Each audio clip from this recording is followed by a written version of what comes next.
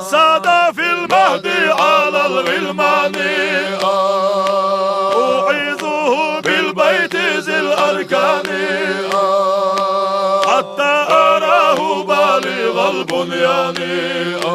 أنت الذي سميت في القرآن، أحمد مكتوب على الجنان.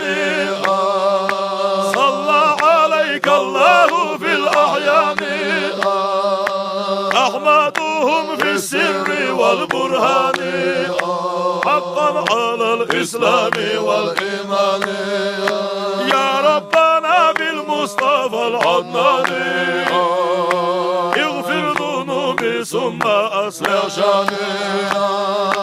طلع البدر علينا من ثنيات الوداع، وجب الشكر علينا، ودعا لله داع.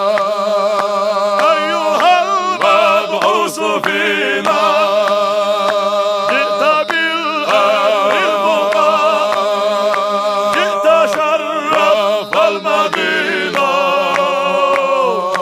مرحبا يا خير الدار، لا إله إلا الله محمد رسول الله.